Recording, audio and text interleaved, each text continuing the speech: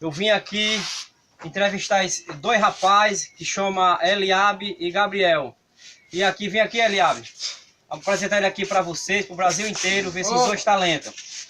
E aqui, como é seu nome? Eliabe. E o seu? Gabriel.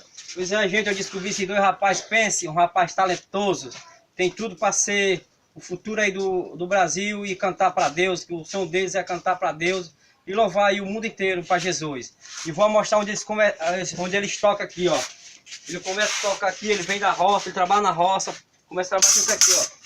Tocar com isso aqui, isso aqui é o instrumento dele. Esse rapaz também é compositor e cantor, ele mesmo compõe a musiquinha dele. Daqui um pouquinho ele vai mostrar um pouquinho do talento dele. Aí ele, quando ele vai amanhã do trabalho, 7 horas vai trabalhar na roça, quando chega, aqui é o aconchego dele aqui, ó.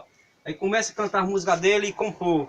Aí aqui ele trabalha com esse negócio aqui, acho que é cultivador. É cultivador, tinha a carregada de botar no animal. Pronto. Aí você, quando dá uns horários assim de almoço, aí descansa, vai... Eu descanso um pouquinho, aí tem que trabalhar logo, eu começo a fazer as músicas, né?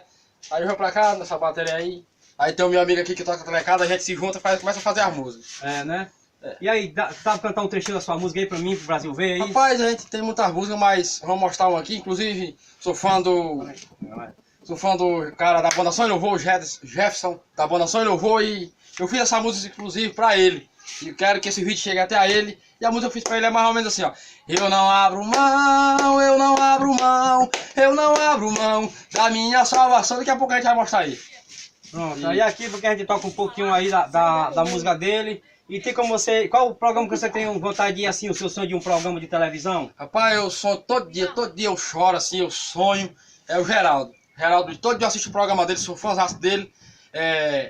Às vezes eu até quis juntar aqui um dinheiro para ir, mas não deu certo, porque a dificuldade é grande, mas todo dia eu assisto o programa dele, eu me emociono muito.